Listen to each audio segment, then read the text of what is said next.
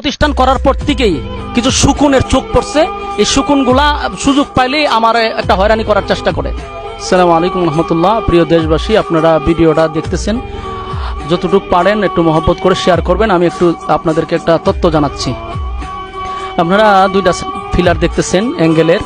ওই ফিলারগুলা মূলত করা হইতেছে আমার মাদ্রাসার প্রতিষ্ঠানের একটা সাইনবোর্ড। এটা একেবারে গ্রামের, প্রত্যন্ত গ্রাম অঞ্চলের একেবারে রাস্তা, যেটা দিয়ে আপনার মনে করেন সিএনজি অথবা অটো যায়।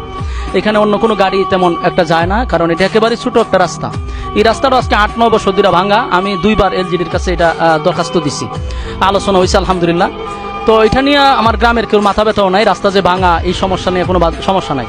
সমস্যা হলো আমি কেন এই সাইনবোর্ডটা এখানে দিতেছি, সাইনবোর্ড লাগানোর জন্য এখানে ফিলার দিতেছি, এটা নিয়ে সেটা এই বিভিন্ন জায়গাতে ইন্ধন দেওয়া হচ্ছে। এর মধ্যে প্রশাসন একবার আসছে রাত্রের বেলা, এসে আমাকে বলছে যে এটা কার অনুমতি নিয়ে আপনি করতেছেন, এটা সরকারি রাস্তায় এসে। তো বাংলাদেশে ভাই যত প্রতিষ্ঠান আছে সব প্রতিষ্ঠানের সাইনবোর্ড তো রাস্তায় লাগানো হয়, আর এটা তো কোনো হাইওয়ে রোডও না। তো অন্য জায়গায় কোনো বাধা আমি দেখি না, যে অনেকে অনুমতিই নেয় না, এমনি লাগায় নেয়। অলরেডি আমি ইউনুর কাছ থেকে মৌখিকভাবে উনি আমাকে অনুমতি দিছে যে আপনি এটা লাগান, অসুবিধা নাই। যদি সরকারিভাবে কোনো বাধা আসে রাস্তা করতে গিয়ে, যদি দেখা যায় এটা ভাঙা লাগে, তাহলে ভাঙতে আপনি বাধ্য। আমি কিছু অবশ্যই আমি এটা ভাঙতে বাধ্য হব, কারণ এখানে যদি দেখা যায় রাস্তা বড় করতে গিয়ে আমার এটা ভাঙা লাগে, আমি ভাঙতে প্রস্তুত। কিন্তু আমি যতটুকু বুঝছি আগামী 20 বছরও আমার সাইনবোর্ডের এই ফিলার পর্যন্ত রাস্তা যাবে না, কারণ 10 বছর ধরে এটা তো ভাঙাই ফিরে রয়েছে, কেউ দেখারই লোক নাই। আমি 2বার এলজিডির কাছে গিয়ে সেটা বলে আসছি। তো এই জায়গার মধ্যে এতটুকু দূরত্বে দিয়ে রাখছি, রাস্তা কোথায় আর আমার ফিলার কোথায়।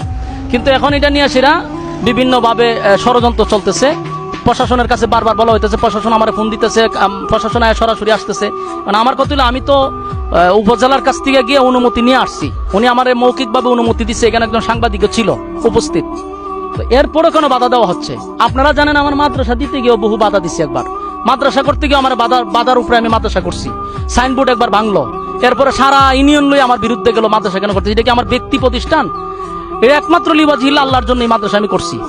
তো এখন এখানে আমি সাইনবোর্ড লাগাবো, এটার একটা বাধা দেওয়া তারা শুরু করছে। আমি এতটুকু আপনাদেরকে বলবো যে এটা আমার কোনো ব্যক্তিগত কোনো প্রতিষ্ঠান না, এটা আমার ব্যবসায়ী প্রতিষ্ঠান না, এটা একটা কওমি মাদ্রাসা। এই মাদ্রাসা শুরু থেকে আর আমার বিরুদ্ধে লাগছে বাধা দেওয়ার। এরপরে দেখেন মাদ্রাসার মাটি ফালাই থেকে একবার বাধা দিল, এটা সারা বাংলাদেশের মানুষে জানছে। এখন যে রাত্রের বেলা এখান থেকে বালু নেওয়া হয়, গভীর রাত্রে বালু টাকি দিকে যায়, প্রশাসনের চোখ পড়ে না? আমি তো প্রায় সময় দিকে রাত্রে 2-2:30টার সময় দিকে বালু নেওয়া যায়। মাটি সারা এলাকার থেকে মাটি ব্যবসা চলতেছে, এখন প্রশাসনের বাধা আসে না, এলাকার কোনো রাজনীতিবিদদের চোখে পড়ে না। চোখে পড়ে কোন সময়? আমার মাদ্রাসার মাটি ফালাইতে গেলে বাধা পড়ে, আমার মাদ্রাসার সাইনবোর্ড করতে গেলে বাধা পড়ে।